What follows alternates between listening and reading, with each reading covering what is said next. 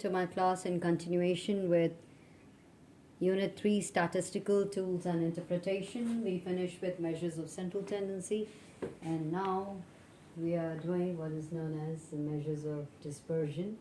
And in the last class I had given you an example for you to do to explain dispersion. So I hope you've done it. I'm just going to explain that to you once again. Series A, B and C, how to go about it to understand what is dispersion. So we see that again, let's just take this example. So here we have three statistical series, A, B and C. So A has these values 3, 4 and 5, and if you add them up you get 12. The mean is 4, 12 divided by 3. So here again, the variables are given as 4, 4, 4. There is no variation whatsoever. But when you add them up, sigma x comes to 12. And when you work out the mean or the average, it comes to 4. Okay, 12 divided by 3. C, you have these variables given 1, 2 and 9. And when you add them up, you get 12. And if you want to find out the mean, 12 divided by n, that is total number 3, you get, that is the mean 4.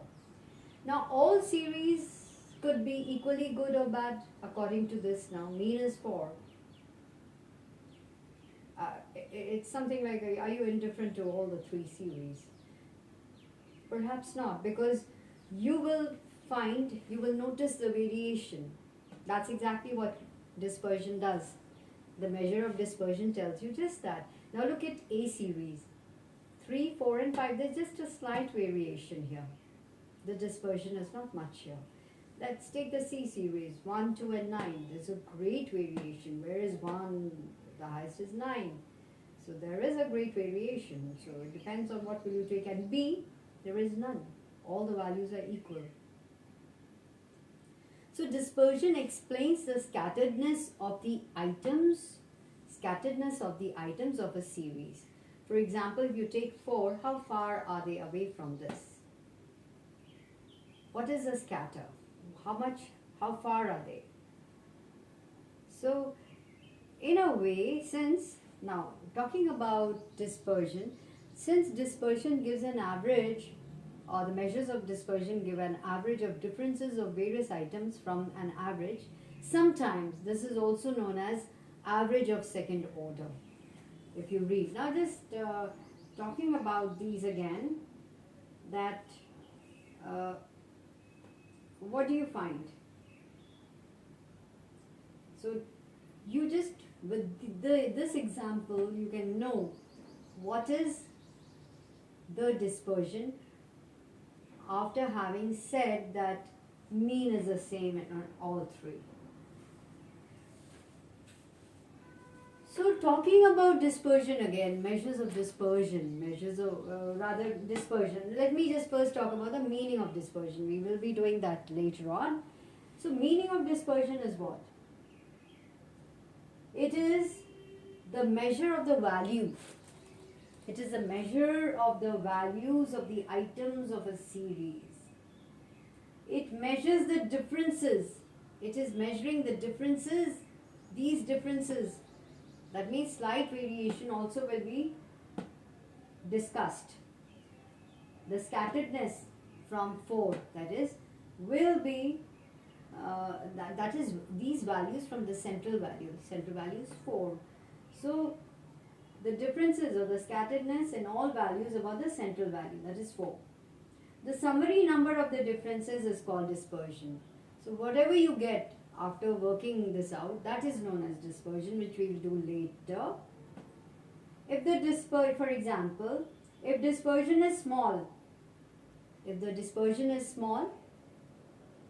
there's hardly any difference. And if it's what will you find? I mean, you can get a short answer question, 1 mark question. What happens if if the dispersion is small, what happens? The average will closely represent the individual values. On the other hand, if the dispersion is large, then values are more deviated from the central value, that is 4. So this implies the average is not representative of the entire values. So that is the objective of dispersion. So let us take the first objective of dispersion is to test the reliability of an average. How reliable is the average is tested by dispersion. Is that right? And another thing, another objective could be, in order to control the variation or dispersion of a phenomena, it is necessary to determine the nature, what is the cause of variation. That also can be discussed there, if you worked out the dispersion. So for example, remember in the other class we talked about the distribution of income amongst the various members of the family, and that requires, if you want to find out the inequality of income in the entire, say, state or a country, then this requires to study this particular phenomenon, that is dispersion. So the measurement of inequality in the distribution of income requires that you understand the measures of dispersion. Alright. And also, if you want to know, every day we are talking about the variation in temperatures from morning, the maximum, minimum, all of that is studied under dispersion. You can work it out. And another thing about dispersion, another objective of dispersion is that you can work out the, you can make a comparison, which means comparisons of the series can be made.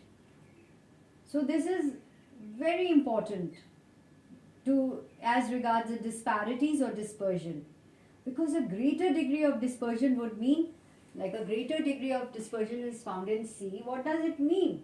Lack of uniformity or consistency of the data. While a low degree and no degree, both, what does it show? It shows uniformity and consistency in the data. So if there are no variations in your series, or if there's a slight variation, what does it imply? It shows that there is greater degree of uniformity. Okay. So again, talking like, okay, then we just end up this class. I'm going to talk about what is the meaning of dispersion after all. Now I'm sure you'll be able to know what is the meaning of dispersion. It is a measure of the values of the items of a series. It measures the differences or the scatteredness in all values, in all these values about the central value in all the series, as you see. The summary number of the differences, the summary number, whichever we work out, is called the dispersion, which we will do later.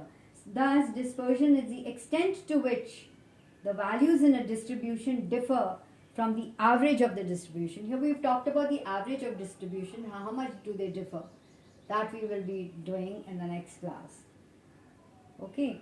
Since measures of dispersion give an average of differences, it gives an average of differences of various items from an average. So they are referred to as average of second order. And talking about, okay, you can do two questions in this. Two questions can be made. One is define dispersion. Second, what are the objectives of dispersion? And then if you're talking about, another question could be, what is a good measure of dispersion? It could be, it should be simple to understand, should be easy to calculate, it should be based on all the values of the distribution, and of course it should be capable of algebraic treatment, and it should be least affected by sampling fluctuations, and of course extreme values should not affect it. So with that, I hope you do your work, consult your books, and with that we are ready for the next class, in which we are going to do what are the types of measures of dispersion, that is absolute and relative we'll do, and of course what are the methods of measuring dispersion.